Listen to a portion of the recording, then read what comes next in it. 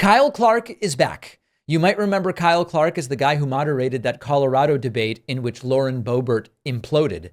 He did an amazing thing. Kyle Clark interviewed congressional candidate from Colorado, Richard Holtorf. And Richard Holtorf, not exactly sure the right pronunciation. Holtorf is pro-life. I'm pro-life. He's against abortion, except when it's his girlfriend. Well, okay, now we're talking. Kyle Clark confronts him during this interview, and this is really, really well done. And this leads to a broader concept we've been talking about. Our principles are steadfast, except when they're inconvenient to us. Listen to how well done this is. If abortion was the best choice for your girlfriend, why try to deny that choice to other women? So let me give you some context about that situation, because I'm a pro-life Catholic, and I believe everyone should choose life. Now, if you listen to my presentation on the House floor, did you listen to it? I did, in fact. I just quoted from it. Okay, so what was the major theme, and what did I repeat? He's quizzing the interviewer now.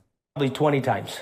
In Hold on, let me help you. Oh, I thought you were asking me a question. No, go ahead. In fairness, your logic was a bit scattered in that speech. What I'm asking you about is the fact that you said that you respected your girlfriend's right to an abortion and then gave her money to help her through an important time to live her best life. You did exactly what I did. I'm very strongly against abortion, and I pay for my girlfriend's abortions when they are convenient to me. But yet you've tried to deny that to other women. And I'm asking, why is an abortion good for your girlfriend, bad for other women? That's my question. Simple question. Okay, she had an abortion. Was that her choice? Yes. Did she have that right? Yes. Was it my choice, Kyle? No. Why do you seek to deny the choice that you said was best for your girlfriend's life? Let me finish explaining. Why do you seek to deny it to other women? Let me. I don't. You have voted to restrict abortion access as a legislator. And I have. And I'm a pro-life person. I think you should try to choose life every time. But there are exceptions. And there are times when you need abortion. Abortion is a medical procedure. Is one of the exceptions when Richard Holtorf's the father? No, it is not. It's not about me. Don't personalize it and make it about me. It's not. It's all about him. That's the problem. Told the story on the House floor. That doesn't matter. Okay. That doesn't matter. That's a story. Okay. That's not that important. What's more important, of course, is the policy. Yeah, okay. What's more important is the policy.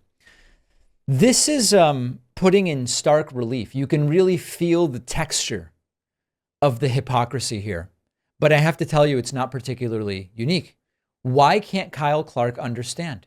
Holtorf is against abortion, except when he's not. There are exceptions. And although he wants there not to be abortion, he also wants there to be abortion when it's something that he decides makes sense. Now, what are the exceptions? Most of these Republicans like to say, well, it's a cases of rape, incest, or life of the mother. Were those exceptions at play in the individual story that he previously told? Not as far as he told us, but it's still an exception because it's different, because it's him, and there's something about it. Now, this is really, really common. You don't always get these guys on their personal hypocrisy. For example, there are, I'm going to concede it's conjecture. There are people who go around suggesting Trump probably has paid for someone's abortion.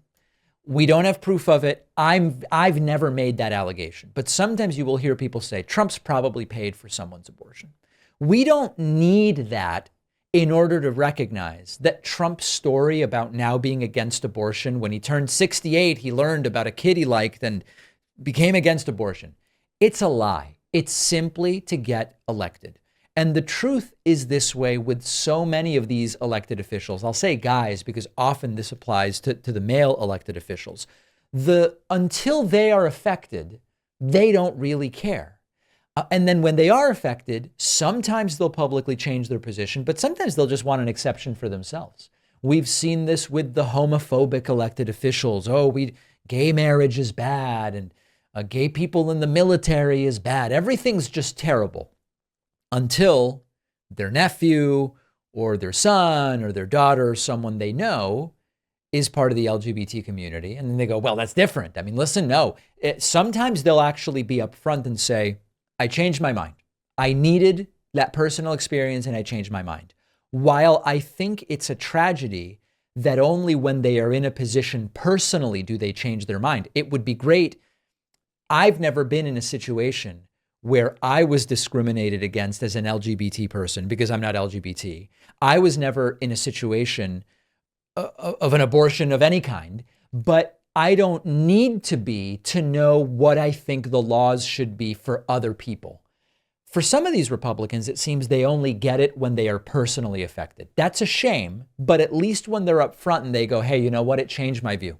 The personal opinion changed my view. I respect that more than this nonsense from Richard Holtorf, where he goes, no, listen, those remain my principles and abortion's bad. But there's some exceptions. And all right, listen, I mean, I'm very pro-life, always choose life. But I paid for an abortion for my girlfriend. Wasn't a question of life of the mother. Wasn't a question of any of those things. No rape, no incest. But, it's just, I'm not going to change my view, but that's what I did. Those are the more hardcore hypocrites. They're all pathetic. Don't get me wrong. And Kyle Clark doing a really good job. And this is why at the end of the day, I have a chapter in my forthcoming book called Principles Over Policy. And the argument I make in the book is that we on the left should understand the values that inform our principles and what our principles are. I want the lowest tax rate possible that properly funds what I believe are societal responsibilities that should be handled through government. That's my principle. Good. Okay. I mean, we should understand that principle.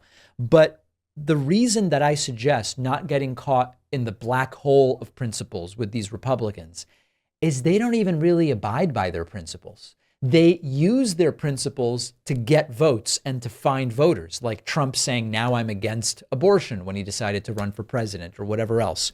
But their principles are completely BS, for lack of a better term, and malleable, depending on what it is that is convenient to them politically or what is convenient to them personally. So I will lay this out in greater detail when I have, this full chapter in my book.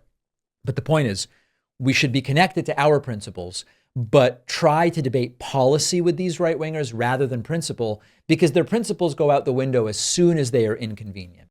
It is time to start thinking like voters and to make sure that kids understand the importance of voting, how it works, registering, ballot initiatives, because so many kids just have no idea. That's why I wrote the new children's book, Think Like a Voter. I can think of no better time and no more important group of folks to try to reach. The book is now available at davidpakman.com/book, where, by the way, you can get the first 2 books in the series as well. Think Like a Detective and Think Like a Scientist. Really important stuff. Donate them to local libraries, classrooms, read them with the kids. davidpakman.com/book.